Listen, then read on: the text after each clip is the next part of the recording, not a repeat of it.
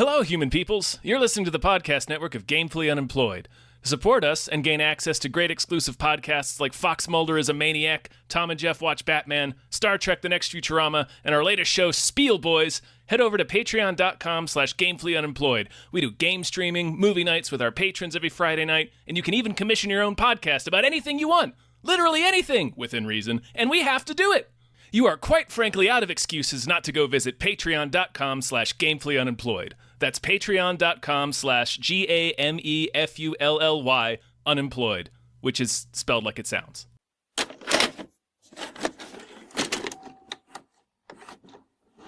You just loosey-goosey it.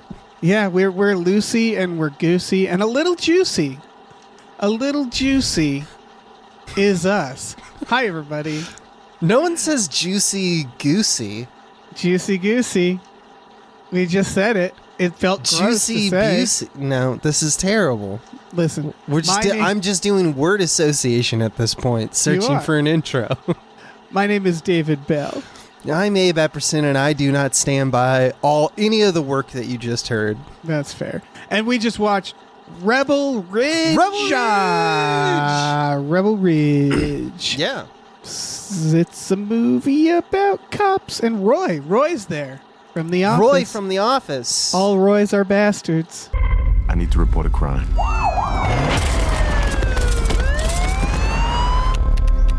And this was cash? Yes, ma'am. Okay. Can you describe suspect? Big guy, must weigh 250. We're gonna hold on to this money. I didn't get his badge number, but his last name's Marston. You're gonna need to leave. Main suspect number 2. He is king of, we always cast him for, you're kind of a dick, but you're all right. You know how we're going to deal with this? I'm going to take your stuff. I'm going to take your stuff. You're going to be cool about it, and we'll be fine. So, all right, hold on. I was about to get into it, but Abe, you have to tell people where they can find you, and also thank you for being here. Yeah, absolutely. I thank you for being here, Mm-hmm. and I ask you what you got going on, as is the law of podcast. Yeah. Let's just make it quick. You don't have to make it If you like quick. my talkins by the end of this episode, hopefully I've convinced you to go over to patreon.com/smallbeans, where I reside and work with my friends Michael Swaim and Adam Ganzer. If you like it, cool. Yeah. Let's talk Rebel Ridge. It is cool. All right. This movie, I think, snuck up on some people. It's on Netflix, and it shot up on Netflix, and I think I saw some people being like, wow, where did this come from? And I hate to be smug, but I knew it was coming because it's from the director of Green Room. And Blue Ruin. He likes colors. He's breaking format now. Yeah. It's a shame, but I get why it's called Rebel Ridge. And so this is a story about a guy in I don't think they say where, it's a small town that, just judging by the presence of what Rebel Ridge is, I assume is in the South. It's in Alabama. At one point he says Bama Town or something like that. Oh, okay. Then we know. He gets a police car. He's going to this town with a bunch of cash to bail out his cousin. And he's doing nothing wrong, but the cops pull him over in big quotes. They hit him while he's on his bike, and they harass him, and they take the money through a real legal thing called civil forfeiture, which this movie is sort of highlighting, which is the fact that cops, if they suspect that you're using cash for something illegal, they can just take the cash, and essentially just rob you. And it takes a really long, weird process to get the cash back.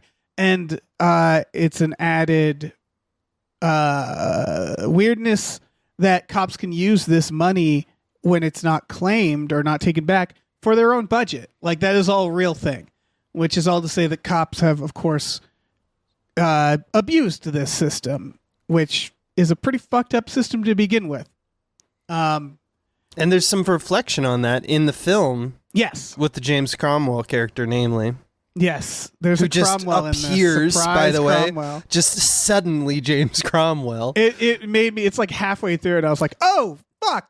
Yeah, and it's Cromwell. what's crazy is that it's in the background of a shot. Like Yes. if you miss it, the first shot of him is in his house, and you're like, all right, James Cromwell. But if you actually pay attention, there's a shot of him in the office, and he's so far back there that only by the contours of his face did I realize that I was looking at like It's James. Where's Waldo? Yeah, I was like, what? I Where's guess I'm Cromwell? constantly searching the world for Cromwells instead Yeah. of snakes like my forefathers. This has quite a cast, like sort of stuck in there because of the corrupt cop is Don Johnson, who he was Miami Vice, baby. Yes, I will say Nash Don Johnson. Bridges. He's sort of like he's stunt casting, but almost not anymore because he also did Django Unchained, and so like it's almost not stunt casting anymore for him to play like a bad honky. Yeah, an old bad like piece of shit. Yeah. Yeah. No, he knows what he's doing, and it's excellent. Yes.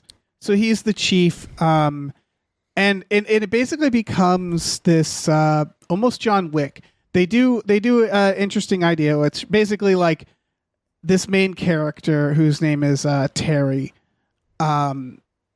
He goes through like the regular channels at first. Mhm. He's trying to negotiate. He's even like willing to give them some of the money. But the trailer implied that this whole movie was going to be this guy basically John Wicking these local cops to get this money back. Yeah, we're going to see him hog tie all these little piggies. Yeah. What did you think of this movie? I actually really liked it. I was surprised.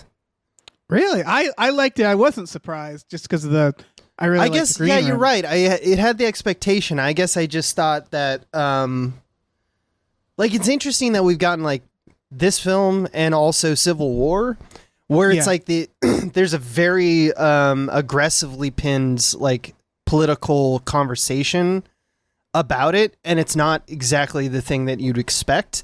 Because if you look at this team's, I don't know if I'm pronouncing this correctly, but it's directed and written by Jeremy Saulnier, who is, as you mentioned, Blue Ruin and Green Room.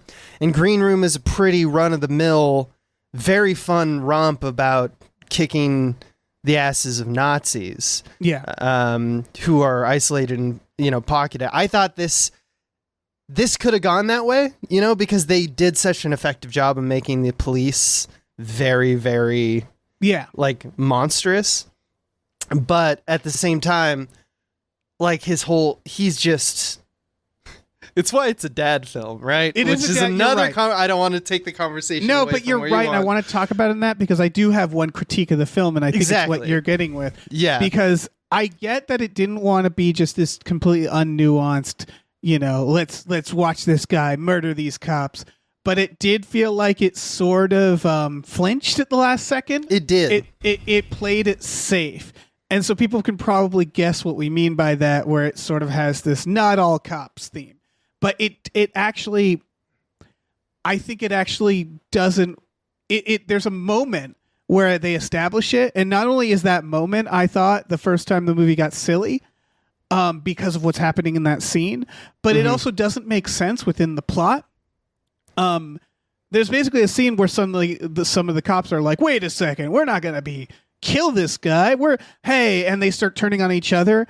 But the premise is that these cops, which were trying to be reformed, there's an underlying theme of like, you can't reform this, which I kind of appreciated, which It's is a little bit like The Wire, if you've seen that, where it's almost Yeah. like it's dissection of or critique of the system is Right. that the system is broken, which affords people the ability, even if they're good people, to fuck up and benefits wildly corruption. Yes, and there's a lot of like the people in the court looking the other way and like cowards. Yeah. But within the cops, what they establish is that since the cops, they basically lost their funding or they got reformed, and so they decide to do these insane like fines for misdemeanors. That they have this like, they have like a system that they're using to basically fund themselves. Like through in a this crooked nutshell, practice. the argument of the antagonists of this film are that the system is broken because lawsuits are too much now. Right. Which feels like you can already feel like the heat from the political agendas. So Right. the system means that police can't be police. They can't police a state. They can't, help a community if they're held accountable or when things go wrong, because then the lawsuits come back at them, which essentially defunds the department. Yeah. And so instead they have to do crime. And everyone buys into it because everyone's on, quote, the take. But the take is more or less like taxpayers benefiting. Like it's a system that is encouraging that you're essentially you're on the take. So it's not like the corruption doesn't go with, like it's saying in one instance, it's just a few bad apples, but also it's saying in another instance, well, the system is very conducive for this particular type of corruption. Those are two different statements. The movie tries to make both a little bit. Right. Well, I like the fact that they're trying to give the cops, like I like any movie that where the villains are seen as three-dimensional characters who have a specific perspective. And so like having the bad guy, the chief, make that argument, I was kind of happy because I was like, I'm glad they're giving him depth. Yeah, I'm evil. Right. But I do think there is one guy who is that, you know? Yeah. I think that there's going to be people who watch this and go like, yeah, that's why you don't defund the cops. But that's not really what they're saying. Again, ultimately, I think they're saying is like, you can't just reform them. Like you have to kind of abolish these systems if you want actual change. Because attempts to reform is just going to squeeze them. And when you squeeze them, they're just going to find other ways to do bad shit. Where this sort of lost me was, so the idea is everybody's in on the take. All of the cops are in on it. And then this moment where the cops at the end are like, hey now, we can't do this. I'm like, you're in on it. You've been in on it since the beginning of the movie. Did you not know what this was all leading to? I do think that's an assumption by you. Like, not like a bad one. I also kind of made that assumption because that's usually how films go. But they do a little bit of work to kind of divert your eyes away from that, because it's not John Wick. It's not taking down a secret assassin empire. It's taking down some cops who are embezzling like margarita machine money. You know, they're just insane people who try to kill you if you look at them wrong. But also, it's not. I don't know if everyone's on the take in the way that we assume from like a mafia film, where it's like, I'm just gonna hand you this 20 grand and we're never gonna speak of this. Right. I think that would have been better if they established that a little. Like, there's obviously the first cop, the woman in the police station who you get like where she's coming from, and you're like sympathy. Yeah. But it never seemed like in those scenes, like she knew that they were doing in that moment that. They're not, like it's shady. Like from the moment he goes into the police station. She's breaking her oath to being a cop. Yeah. In her first action, basically, in the movie. So you could argue, I if they were exploring that, I feel like you have to argue, you have to like dig into that more, which is like, maybe these cops were like, hey, now we're just doing this. We're not killing people. Yeah. And it's like, but you've been doing this. What did you think was the end result? Like you're doing crimes. You're part of a gang. You are a gang. That's what it comes down to. I think it's kind of a problem of resolution. If you're trying to spin a commentary on a web, like the whole concept is a web, like a web of lies, perhaps. That's why The Wire's so good. It had the time that it could actually say like, oh, but see, he's actually not a bad guy because he's under these pressures. This is... Or he doesn't know this is happening. The resolution problem is they want to simplify and make like a high engaging, intense, kind of John Wick type movie. They don't have a lot of points to plot the web. They have, they got like 8 points, 8 characters that do a lot of the heavy lifting on this stuff. And that's not quite a web, but it is. I see where they're going, but I know what you mean. It leaves a lot to be like desired in terms of the thing that they were trying to do is almost too big for what they want to say, or like how much time they had to say it. Yeah, it almost had to be more black and white, honestly. And like like again, like or like you have that one lady police. It's like just her. Like Yeah. just focus on one person that you can have to represent that.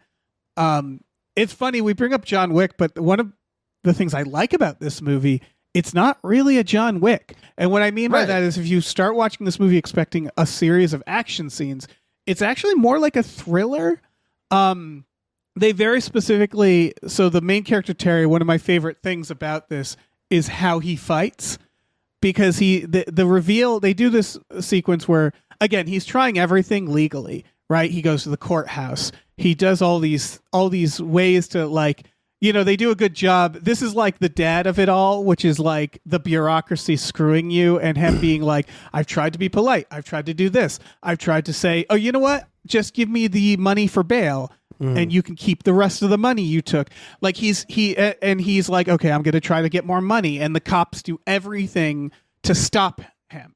Like they get vindictive towards him, right? Where they're like, not only are we going to take your money, but we want to punish you for thinking that you can complain to us. Yeah. And he's already a part of the system. He's an expat who's like, he's so Right. good. He's on the Wikipedia page for the. Yeah, that's the great reveal. Which is- the reveal is they're I'm looking fine into with him. this. I'm fine Yeah. with this. This is essentially a less. What's the word I'm looking for? It's not just angry, but like, 3 billboards outside Ebbing, Missouri. Yeah. This is for like dudes, who just want to Yeah. punch stuff sometimes. It just takes the same sequences and same basic argument. I wouldn't say that they're one-to-one, Right. but then replaces it with he's going to punch his problems away if you don't understand how awesome of a vigilante he is. Right. So all of his offense is defense. By the way, this guy, Aaron Pierre, who plays Terry Richmond, is gonna be a superhero, as right? Oh yeah. He's gonna be one of the. He's been around. He was an old. He was an was an- old. But yeah, He- what I was else? getting to is that like, so they have he the was scene also where in he was in that Krypton. Do you remember Krypton? no 2018, 2019 Superman I TV know it show. exists. But Okay, yeah, he Yeah. was in Krypton. Anyway, That's continue. fucked I'm up. sorry.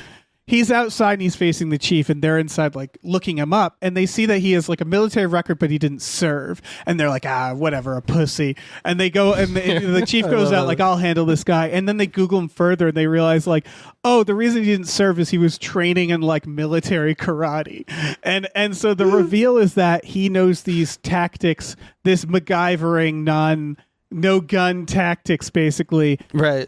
And then you see his fighting style, and what I like about it is that it's all disarming. It's all based on like the first fight, he doesn't actually hurt anybody, which I really liked. Where he just like it's a lot of disassembling guns and like headlocks and Yeah. like, and it's the whole thing is designed that like where he's using as little force as possible, and I thought was a very unique style throughout. And it It's was also very dad. funny because for the most part he's taking down these like fairly tubby guys, and he's just like subduing them by like, I'm just gonna just make your stamina go away. Is that cool? Yeah, And she's that's like, it. Is it? Are you out of breath? I've won. Yeah. And his whole time, he's very, very straightforward official with everything he does, right? Like everything he does, he's very Yeah. direct about it. I mean, I think it's a little bit disingenuous because he's like asking for consent while he's putting your lights out. It's kind of weird, course. But I mean, like, here's the But thing. that's what makes it fun. Like he's doing It's stuff where- storytelling. They find circumstances where it's like, yeah, you fucking take that guy out, I guess, like Yeah. that guy sucks. but he's so business about it, right? Is everything like he'll kidnap a cop Yeah. or like he's doing stuff and he'll like unload the gun and like show them the clip and be like, look, and like I'm showing you the gun. Like it's like he's doing everything for like legal reasons, like being Yeah. very precise. And it was really fun to watch that. It's fun to watch that. The only gripe really I have is the one we already kind of mentioned, which is just that it spins out of control when he's doing all these things, and now he has friends. Like now it's like a Golden Fleece story where we're like, like now there's not just one hero, it's 5 heroes. Right. This is where it also got interesting though, because the trailer again leads you to believe the whole thing is going to be like a John Wick at a police station And where he's he's just trying to yeah. get the money back. But what happens is that gets resolved at the halfway point. I really liked this idea that the chief, they pick him up and they give him all his money back, and they're being like weirdly apologetic, and the reveal is that, oh, his cousin totally got killed already. Because the idea is he's trying to bail him out before he goes to this bigger prison where he's going to get recognized. And so like this is after they realize, oh shit, he's like a John Wick.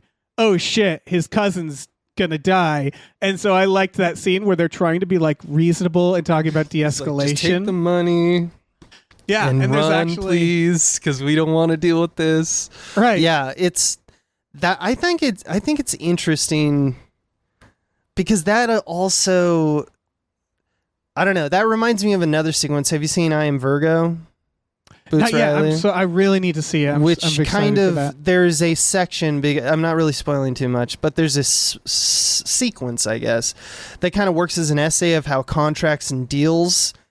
The official pieces of paper that we kind of write down are just how society replaced violence, but it works functionally the same. It's no different to wave a piece of official paper or point a gun to demand docility. Right. So because of that, it's this kind of thing where he's still being threatening, and I actually think that the movie actually is saying something a little bit more human than talking about systems like in the Wire way, because I don't know if this makes it more interesting, but it's not necessarily about the system integrating itself into people, but more of how the system is the way the system is because people are people, because of a kind of natural corruption, or maybe some might call it like an original sin, just an aspect of the animal, because there's this threat through, like, the only through line in all of the scenes between Don Johnson and Aaron Pierre is just that they are two bulldogs barking at each other. It's this hostility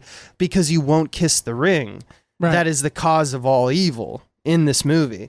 Because, I don't know. It's not as black and white as that. I just saw that pissing contest is tracked by scenes. Yes. More often than actually the second half, where it becomes like kind of a treatise against the political systems in which we have wrought. The second half, what I found interesting is because I didn't expect it to go in that direction. Like, the point of no return is basically actually the call to adventure, which is Terry, the character, being like, I was going to walk away. They gave me my money. My cousin's dead. But I realized, like, fuck this town. Like, you know what? No, I'm going to help the people. That's why they give him a relationship, like a friendship with this other woman, to give him like a relationship with the town. And he realizes, like, no, I fuck this town. I'm going to take this shit down. Did you notice that amazing shot at one point when he's driving away in his truck after he kind of, quote, takes the deal, even though everyone knows? The truck moves and the camera doesn't. Oh, well, that's an element I didn't like.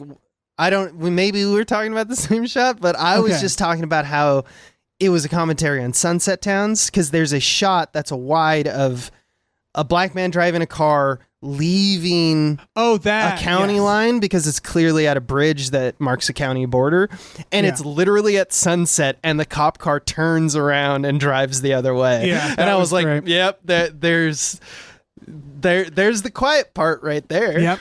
Well, that's all right. I want to talk about that. The shot I'm referring to, there's just a shot where he's in a parked car and he starts moving his car. And they did a really interesting thing, is like, it's hard to describe. It was like the camera stayed stationary and the car moved with the camera in it. And then the camera started moving with it. So it went from like a wider shot to a slightly closer shot. Yeah. I know the shot you're talking about. It was a really neat little idea that I was like, oh, I never seen that before. But yeah, that's the thing. The underlying thing, of course, in this whole movie is racism. And I enjoyed how, like, it's there. Don't get me wrong. No one's going to watch this unless they're an idiot and not notice it. It's called Rebel Ridge, and it's named after a part near the end where he's like, where do you want to meet to make this final stand? And the cops say, meet us at Rebel Ridge, which is clearly an old base from the Civil War.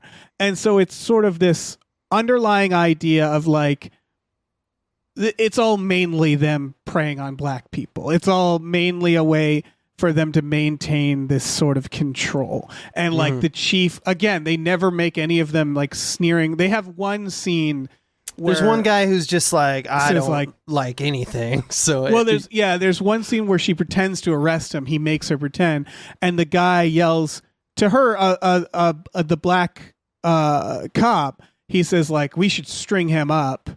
And it pisses her off, and it's clearly a racist comment, and she turns and goes like, hey, this was a misunderstanding. This guy was a vet. Show some fucking respect. And then he goes like, thank you to her, and she's like, that wasn't for you, that was for me. And it's basically her saying like, yeah, I need to stand up to shit like that. That's I think this is where this movie does sing. I was talking about the pissing contests, and like that, it's all wrapped up. Like there's an interaction in Act 1 before it all really pops off, and it's just posturing, where Terry's like, I wasn't aware it was a pissing contest, kind of referring to Don Johnson's slight toward him. And and the chief's like, come on now, isn't it always? Which reveals the chief's kind of like, I don't know, wolf-like posture, like Cardassian posture. Right. He's like de facto aggressive. And then the chief openly denies his request and says that the thing that you want is just not going to happen. I'm in control of your fate.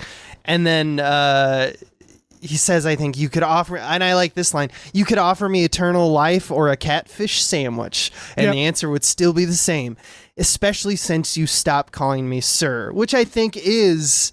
It's all like... That is a little bit of the racist undertones coming through. It's just like, it's the combination of the posturing that people do, like a cop might do, or someone who feel like an HOA president might do, where it's like, please kiss the ring, but also it's like, it's because of your race. Yes, like exactly. they're intertwining it. If you ask the chief, are you racist? He'd be like, no, of course not. But it's like, yes, it's there, right? And that's the kind of the idea is like, he's clearly bothered by the fact that this is a black man who kind of is confident and seems to like be standing up for himself. Like they again, it's throughout. The first sequence is basically him riding on a bike, listening to metal music. I think he's listening to Halloween, but I'm not sure. Which was just a funny detail. And then he's like a gym rat, dude. Like this guy lifts all the time. I actually don't. I see Iron Maiden on here, so maybe it was Iron Maiden. I don't know metal. But yeah, me neither. He the cop car hits him, and he can't hear the cop car because he's listening to his metal. So they hit him on his bike, and then they act like he did something wrong, and it's this long sequence where at this point you don't know that this guy's a complete badass. You're just seeing this black man in the South. And they've instantly pointed a gun at him, and they've instantly like treated him like he's a threat. And you know that he can't even raise his voice. Like he has to be calm while they're being maniacs to him, right? That's the dynamic, is him being like, yes, sir, no, sir. And like, even when they ask him things that he's like clearly bothered by, he just like goes like, thank you, sir. Sure. Like he definitely knows how to deal with police, because you get the feeling that there's a history here, which there is. Right. And so like they show that dynamic immediately, and that's what also makes it a dad film, because it's that idea of like, this is a position we've seen so many tragic stories like this, where it's like he's not allowed to even raise his voice to these people, and they are government, and they are supposed to be servants for us. They're paid by us, and it's like we can't even say like, hey, fuck you, man, this is fucked up. Like we can't complain. They have a gun. And will find any fucking reason to shoot you. Right. Or at least that's a lot of them will. So it creates this weird dynamic where they're presented as like a gang, like a roving gang that is allowed to just rob you if they find a reason to. And that's what the sequence is. It's a robbery done through this like weird legal means, and this fake official. So they're like, the first scene is like really showing the dynamic right away of that, and like how it relates to race, obviously. So it's like, it's there throughout the movie, but they never are that overt with it. There's like the one guy who says something racist, and for most of the film, it's all there. It's just present, that dynamic. Yeah, that guy, by the way, Emery Cohen, he is also spectacular in this movie. He is. He's one of the best that I've seen since maybe like Joaquin Phoenix in Gladiator. Maybe that's too old. There's probably another, but just someone you just like, oh, I fucking hate this guy. This guy is the worst. They basically make him and the chief the bad ones, the really bad ones. But that's why it bothered me, because I was like, this is like a conspiracy. Like, they're doing things like they shoot up the lady character with heroin in her sleep, and so it's like, no, this is they set fire to the courthouse. It's like, it was hard pill to swallow when suddenly the standoff at the end is like half of the cops like, wait a second now. And it's like, come on. Once again, it's mixed imaging, because you're not sure. Wait, is it a deep conspiracy, or is it a few bad apples? What are you saying? Right, but, and I think that was mixed with the convenience of that moment. Because what happens is he basically goes into he tells them all to go to Rebel Ridge, and he just separates the cops. So he actually attacks the police station, cuffs the chief. And there's the one lady cop there who she's trying to do the right thing. So basically he puts his trust in her, and then she immediately puts the gun, points it at him, and she's like, no, I'm taking you under arrest. We're going out, which is, again, very naive. And then she brings him out, and then like the mean cop is like, all right, let's kill him. And everybody is like, wait, hold on. And they all at once crowd away from him and give him a moment to like beeline it and leave. Yep. And I was just like, why would they do that? He's a John Wick. They all know he's a John Wick. They're absolutely standing their ground. Yeah. Which I think, they're like, they get distracted. Like, which is they're like, ooh, conversation this film is not, I think, willing to have. It's because that's perhaps too human. It's interesting that it shies away from that stuff, and it goes for something else that I thought that was fairly interesting, but also kind of reveals what I think you're poking at, which is like the selective reasoning of any propaganda. Which I'm not saying this movie is propaganda. I have a thing with propaganda. I'm a weird guy who uses the word propaganda wrong, I think, usually. Only I prefer to use it the way that I use it, because I think that all art is propaganda. So I'm like, it's propagandistic in the fact that it has an argument. This has selective reasoning for the argument. Anyway, there's a conversation where Terry mentions, which I think is a very human scene. It's one of the, I would argue, an iconic scene, just because it's very indicative of what we don't see inside him that much. We see his outward anger, and injustices are done to him, but he doesn't really speak at length about, like most, diehards or, dad films will, it's not like, we have Bruce Willis saying these things outright of like, this is my thoughts on this stuff too. Right. But Terry talks about how grateful he was when he was offered the take by Don Johnson. Yeah. Because it makes the dilemma more human. It's more revealing of how even honest, good people are subject not just to assholes, but the unique relationship with how the system integrates itself in all of us. So there's this conversation that is, you would kind of do this too. But at the same instance, they're like, but we're not going to shine that light on the police for, we're going to make it so that when things are especially chaotic, they're especially level-headed. I think that that's kind of selective, but like, I don't know. I think there's a little bit of cop apologists in this. A little bit. I don't know. I get what you're saying, because... Well, so going back to that scene, I just mean like also logistically in that scene, they need to have the hero get away from that situation. So they make all the characters look somewhere else so he can get away. And that was dumb. It is convenient. Yeah, for sure. But the scene, I do like the idea where he was like, I was going to take the money. I was even trying to convince myself that my cousin would want me to. And it is showing how people if the price is right. Because at that point, the chief is also, because he saw inside when because what happens is he fucking robs the police station at first. Right, so yeah. you think like, oh my God, there's no way they're gonna, it's war now, they're gonna track him down. And robbing it, he sees all the other money and guns. So he sees all the incriminating evidence. And what that's why it's so shocking when the chief is like, here's the money, go. And you realize like, oh, he must have really seen some shit, right? Right. Like they're realizing It must like, go deep. yeah, and they're doing a thing where it's like, they're not trying to kill people right away. Like they're not murderers. Well, they are, but you know what I mean, which is like, they think they're the good guys, the cops. Yeah. So like, they're not these people are criminals anyway, might as well just take all seizures and put it back in the community. And they make a grand gesture by multiple characters arguing that like all this money goes to the community.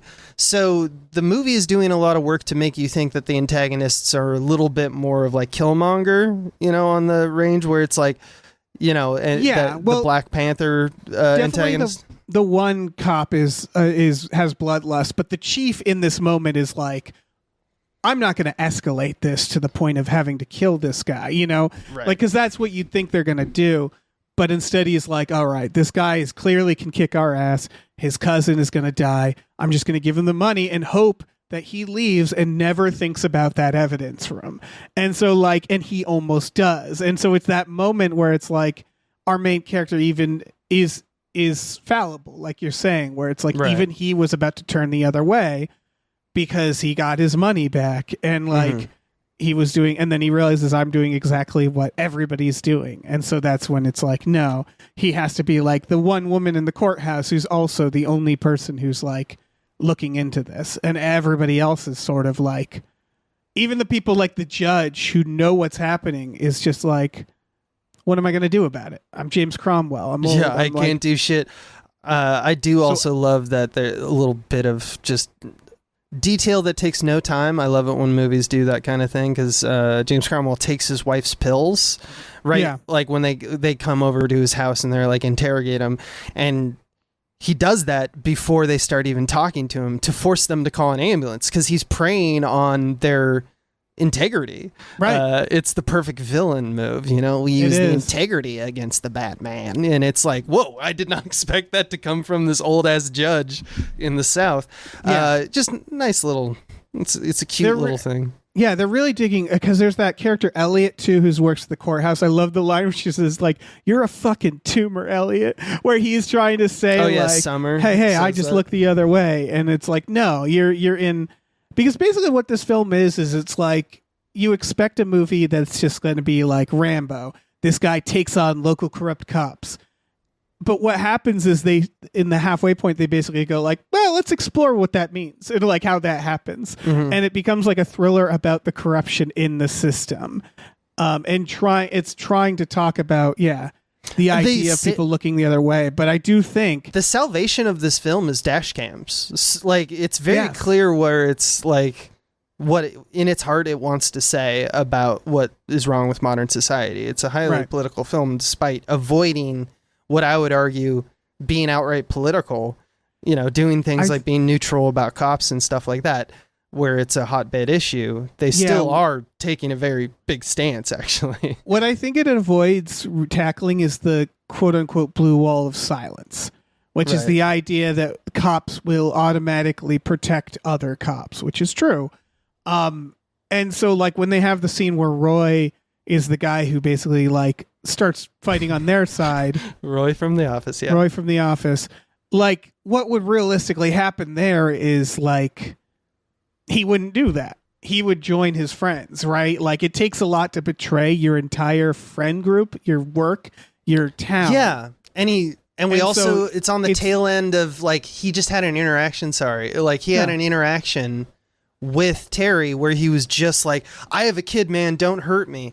Yeah. So he is changing gears from, I think this man is going to kill me, to, okay, I think this guy is actually like a very good guy that I can trust with my life, and I will throw my entire career and livelihood down the toilet for righteousness. That's that's a lot for the audience to take in. It felt like, and I don't know how this was made, but it felt like someone in the studio got concerned and was like, whoa, we can't have it be just all the cops are bad. We need to show that the cops are also good. And so, like, let's make some of these honkies good. And it just felt like a studio note jamming itself in the last scene. A little bit. Or in the climax, rather. Which is, as you'd imagine, probably you're always going to piss someone off. You're making a movie that's trying to be relatable and speak to swaths of the population. You want to maximize your impact when you're making a movie. And at the same time, it's a very polarizing issue. Right. You make a stand, you're ostracizing a lot of people. So it has two masters and they're literally pulling in two different directions. They are. That's what makes it tough.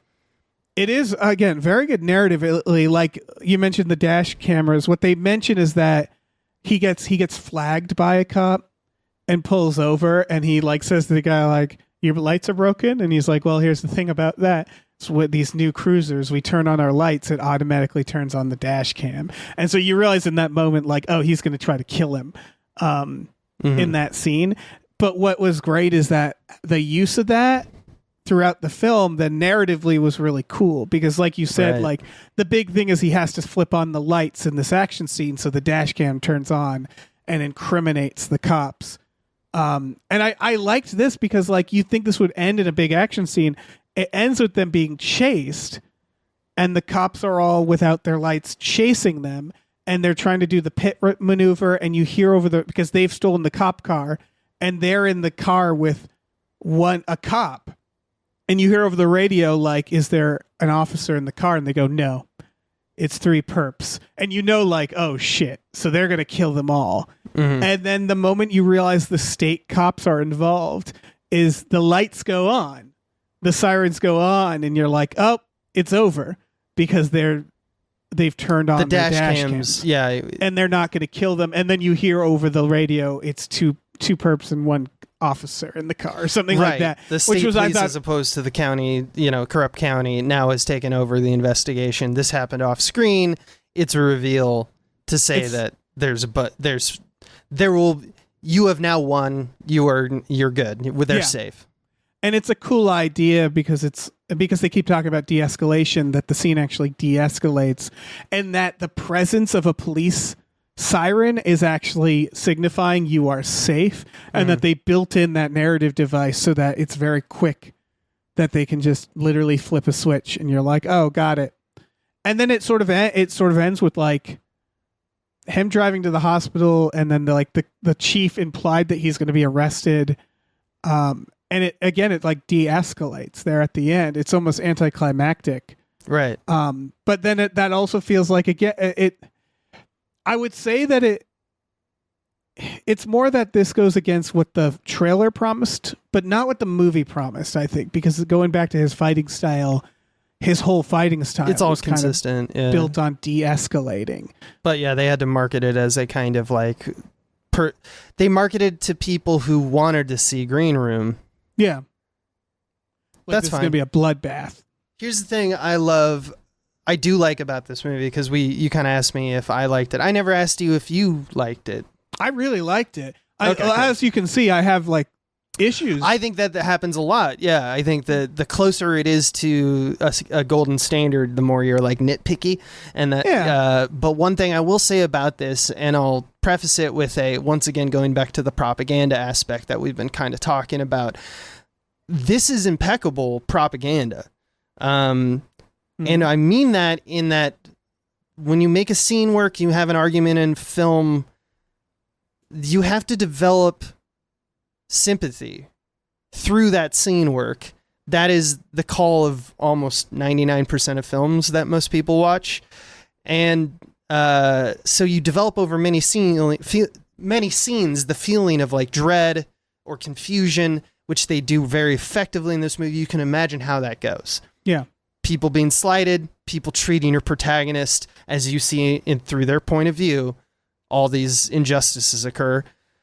While things are happening mostly to him, he reacts in ways for that that make his character kind of sympathetic. He's, you see that he's calm, resourceful, kind of has a high fortitude for bullshit.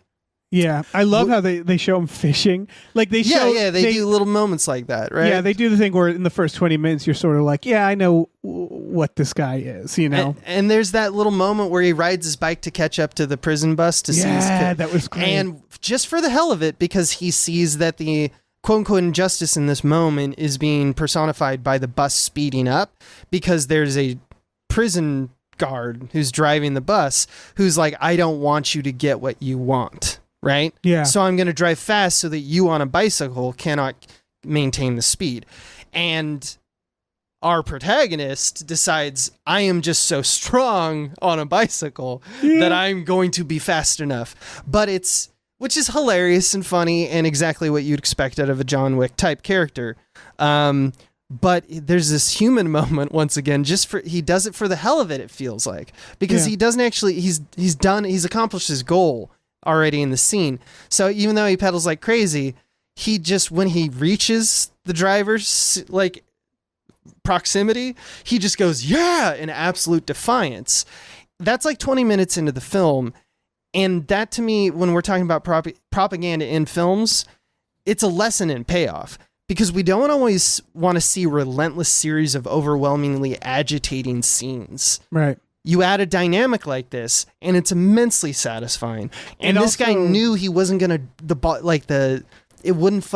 pin wouldn't drop until 45 minutes into the movie. So he's given us a little thing. That's smart filmmaking. It's right smart. It perfectly sets up what his character will go on to do, which is he'll get the money, and then he'll go like, no, fuck them. The same way he's defying this guy. Yeah. Right. Yeah. It's a little metaphor for the thing, but like, I don't know. It's just the timing of that really made me go like, he knows how to tell you a story where you're like, I'm on board with this. Yes. A lot of people get propaganda wrong, because you can make a propagandistic film and still be bad at it.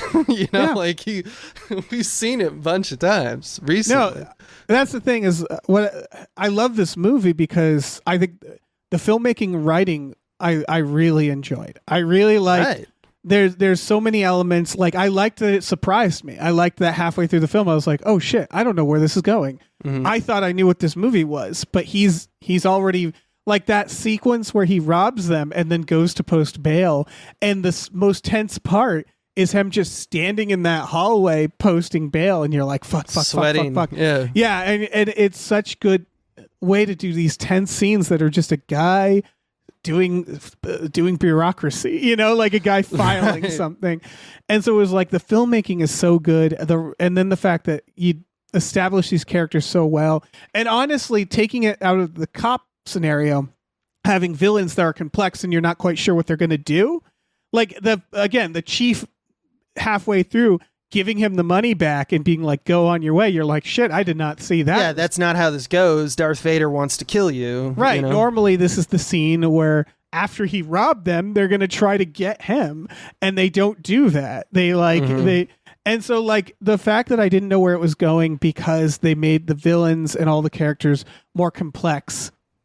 And then the fact that the action was equally complex, and that it was like things where I was like, I never had really seen that style of fighting.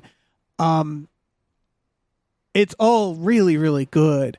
And I think generally what it's trying to say about cops and racism, it does a good job, and I agree with a lot of it. It's just that a little of that I thought faltered on that side. Yeah. But that's not like a huge hit. That's more of a nitpick on the, like what the film is saying. This can be a popcorn movie. Yeah. And that's fine. But they did a great job at making these people scary. Like the scene where she wakes up and finds a needle in her sink and sees the puncture wound after hearing people leave. Yeah. And she realizes, I've been injected with something. And she goes to the fridge and goes to call for help and realizes, I can't call the cops. Like that was a terrifying little scene. Because she has a kid, and she has and past they're the ones abuse who did problems. And Like, they're using it's villainy shit. They're using the weakness of by the way, the actress's name is Anna Sophia Robb, And I was like, where have I seen her before? It's because she's all grown up, but she was Bridge of Terabithia. Oh, yeah. Yeah, the very haunting child film. But yeah, like her whole deal is that she used to do heroin, and it's, once again, the writing is good enough that it's like, we don't need a scene where she does heroin or like talks about it. She just literally talks about, like, he goes like, how do you know if it's not, like, you might be overdosing right now, Terry asks. And she's like, no, they didn't use enough. And he's like, how do you know? And she's like, I know. you know, like, that's all you need. And also she has a kid. So it's the cops doing villainy shit because they're using the specific weakness of her to exploit her. That feels like that is only something done by a corruption so deep that you just say, cut it out, right? Right. This film says, well, no, let's not cut it out, you know, which is a little interesting. Yeah. Yeah, that was a good, I don't know, it was a good bit because it also shows, like, again, that level of, like, they're not like mustache twirling. They're not trying to kill her. They're trying to scare her and and like, it's all about the idea of threatening the people of these towns to just, it's so much easier to just let go along with it. Right. Mm-hmm. I also love, this is kind of changing gears, but I love that he is not just, we've mentioned how workmanlike he is, which makes it feel like a Die Hard. In fact, at one point I was like, are you going to do a Die Hard? Even though they didn't, which I thought was disappointing. Not because I want to do Die Hard, and I want all films to be a Die Hard. It's just when you make like an homage, or it feels like an homage, I'm like, you take it to its conclusion. He lost his shoes. His shoes lit on fire, and I was like, oh shit, that means that there's going to be glass at some point or something like that. And that's what I mean by a Die Hard.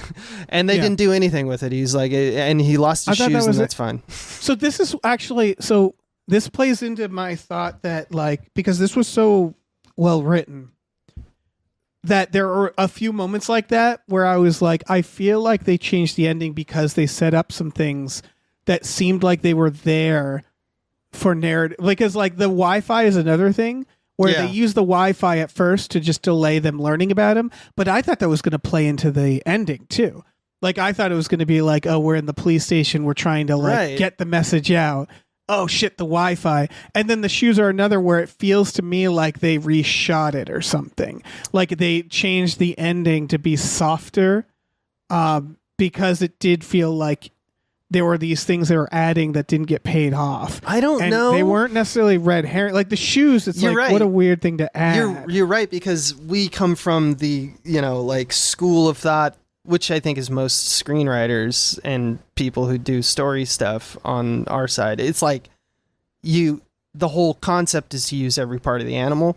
You know, if anything is planted, there is a payoff.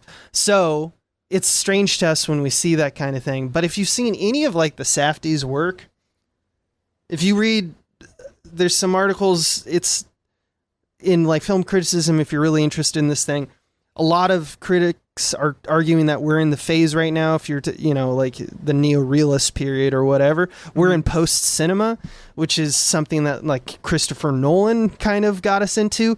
And the epitome of right now is the Safdie brothers, which do this tactic all the time, where it's like plants don't have to have payoff because they're just trying to make scenes that are about your present. They're not trying to tie it all together. They're just adding varnish to a moment to make it especially effective on your tension or whatever, their dread or whatever they're going for. They're also trying to subvert our expectations, and he does that. It also throughout. has that effect, yeah. Because again, it's like, wait, what is going on? Right, the shoes. I'm like, okay, that's gonna be a thing later. But like, that's what was cool is it does feel like a Die Hard in general. Like this feels like an extension of that genre of one man against an army. But it does specific things to sort of like keep making you guess. So like I was like, oh, okay. So he's at the police station. They're surrounded, right? It's going to be a standoff at the police station. And then the cop who you think is like, he's like, I'm trusting you. Here's the gun. Turns the gun and goes, no, we're not doing this. you're going out, and it completely changes, right? And then Yeah. it becomes at the end this car chase that's like fairly anticlimactic, and that's something where it's like you just don't expect that. You're like, okay, standoff at the police station. Here we go. Yeah. And so there's so many moments like that where, yeah, they're planting these ideas throughout. Meet us at Rebel Ridge, and he's like, and you're like, okay, standoff at Rebel Ridge. It's called Rebel Ridge. They're gonna meet at dusk, and then it's not that. Like they definitely keep subverting action tropes that you think is going to happen, to the point, again, that the halfway point, you're like, wait, this is a different film than I even thought it was going to be. So now we're going to go down this route. And so it feels very post cinema to do all that, to like, Right. Yeah. No, I think like, how do we surprise an audience? We have to surprise them narratively by based off their expectations. Yeah, I think Yeah. it was Hitchcock who said, and this is paraphrased, like, I wouldn't want to make films for people in 100 years, and we're getting close to that. And his reasoning for it was basically, or his implication, I think, was the lexicon that you build over time, the narrative that is the meta narrative itself that is filmmakers to audience and the expectations of the audience are so well versed now. The vocabulary is so dense, and there's such expectations that it's hard to write for that. And that's what Hitchcock was saying, because he could work with simplicity. It's just like, it's black and white, literally, he bad, she not, stuff like that. But in the same instance, we are postmodern babies, like we are the, children of The Simpsons. So our hyper quotationalism, intellectual properties like Community and stuff like that, we go all in for in our generation, because we're very much have an expectation of, we know how things are supposed to go. So when we fuck with it, it's kind of interesting to us. The question is, like, is it something that has a purpose, or is it just doing it to once again try to hack the animal? I don't know. He also had plenty of time to, because there's a fairly common, this has been a story. This one originally had John Boyega starring. I saw that. And he left the project halfway through filming. So they had to start over. That does seem like rewriting, and that seems like an opportunity. Studio notes. Yeah.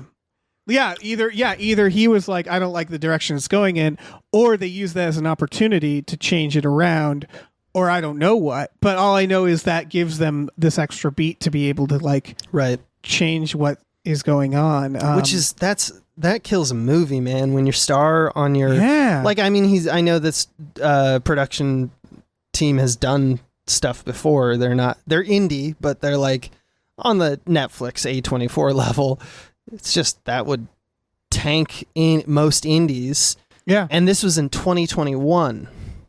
So they've been working on that. That happened in 2021. So they were probably shooting during the pandemic. This movie just came out on September 6th. Yeah. Yeah. Ultimately, I wouldn't be surprised if we learned that there was some studio demands about the ending or something. But the thing is that it doesn't, unlike other movies that have those problems, it doesn't feel out of place, because this movie is fundamentally designed to have a lot of twists and turns. Mm-hmm. But it did feel like it pulled back with that in what it was saying. So that's the only thing that set it apart. But right. It's I tough, think because it's not trying to be it's trying to be human, right, towards the cops. Right. So it doesn't shock me that they would have a sympathetic police character, because they have one from the start. It shocked me that they have the turn so big, such a big turn that then sort of felt very convenient for the moment, where it was felt like they wrote themselves into a corner. Exactly. And yeah, because they're like, there's no way he could get out of this. Well, what if he had friends on the inside who were sympathetic to his stance? And that is that's usually death, and that might be a part of the thing that we're talking about with the kind of presentness that is, what movies have become. The idea of just what am I watching right now? Does that scene make sense? Doesn't matter really that it's consistent with what came before it. There's a whole conversation about that. But like I don't know. I think that it still stands because this guy is so good. The filmmaker is so good at like, and I noticed it with Blue Ruin as well and Green Room, very simplistic movies. Yeah. When you actually really think about it, it feels more complex. Like it feels like your expectation is they're going to do a Coen Brothers or they're going to do like a what's the name of the guy, Taylor Sheridan, who Hell or High Water, where it's like we're going to paint this narrative over like an ensemble cast and show you like the multiplicity of all of this like events. He's doing the same thing, but when it comes down to it, it's just like, yeah, he beat him. Like fairly simple stuff. Yeah. Green Room, I'd say, Green Room, it's very similar plot where they witness something they shouldn't, right? And then it's like, you're not going to get out of here. Green Room did have, for a movie with Nazis as the villains, it did add a complexity to them, which I thought was interesting only because it was fairly realistic, which was like, they added little thing like the Patrick Stewart as the lead Nazi, I think was an important casting because they're showing that he's like a charismatic leader, like he's a commanding presence, right? Like a starship captain, perhaps, and like, and or he Hitler. has lines, yeah, and he has lines every now and then about how like it's a movement, and like you sort of like you're not sympathetic to the Nazis, but you feel like you know how they exist, if that makes sense, where you like get the vibe, like,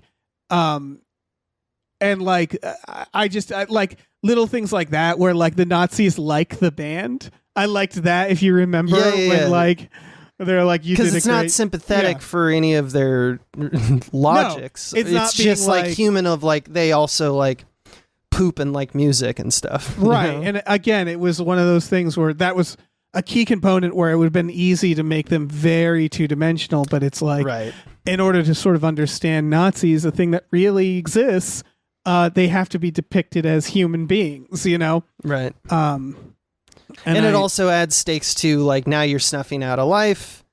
Right. And that life has children or whatever. And so here it made sense to humanize the cops.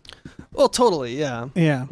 And again, show how this happens, where it's like that idea. That's why it bothers me like some of them it's bad apples where it's like, we'll finish the statement about bad apples. What do bad apples do? You know, and like show how the bad apples spoil the bunch, and show how like the quote unquote good cops are still like too cowardly to do something about it, because that's like that's the whole thing throughout, right? That's the whole vibe. If they're going to explore that side of it, which they clearly wanted to, I feel like they needed to finish that. Yeah, I think servicing two masters kind of problem, as we mentioned, which I think is really elocuted in the line, one of my favorite lines in the movie, but it kind of reveals exactly the problem that we're talking about, which is Terry at one point talking to the guy who is called, quote, a tumor, because he's just like, he's the quote, he's like for the metaphor to work, he's the Nazi who's just like, I'm just doing my job, you know? But he says a line to him. Terry says, if I inflict pain before you answer, does that help you from a legal standpoint? Yeah. And the reason I think that that's kind of anthemic of what is going on in this movie, if it has any feelings, is I'm going to veil a threat with an offer of helping you. That hypocrisy reveals itself. And that's the thing with this movie, is there's a fundamental hypocrisy of like, if you aren't going to make very clear to me exactly like how deep this conspiracy goes and who needs, like, you're doing this attribution of black and white. You're saying this guy good, this guy bad a little bit. Then you also want to say, but also everyone gray. You are now pulling away from that's why we like comic books so much. It takes away the grayness of it. It's also why this feels like a dad film, because it has one of the things we talk about, the reverence for the larger system, where it's not like burn it all down. We need a new thing. Like it's not being like cops. Maybe cops are a bad idea. It's like it has a little of that. It has a little of like, you can't reform this. You have to abolish it. but then it doesn't kind of finish that thought. So it feels like that idea of when a political movie has the one evil senator using the system to do something corrupt. And they're like, see, it was the one guy. It was Alan Alda. He was the problem the whole time. He was the problem the whole time. And you take him out and problem solved, baby. Yeah, it's trying to walk that tightrope because it rightfully wants people to watch it, and it wants everybody to watch it, no matter what they think about the police, you know? Yeah. So that's what I would say about Rebel Ridge, is that because of that, I think everyone can kind of feel that it's like, okay, you're not exactly, you're slicing off more than you can chew, you know, like, but it's a big subject. At the same point, like, it's also a thoroughly enjoyable film just for, watching someone take down a bunch of fools, and has unexpected turns that refreshes that genre for you, where it's not just like, here I go killing again.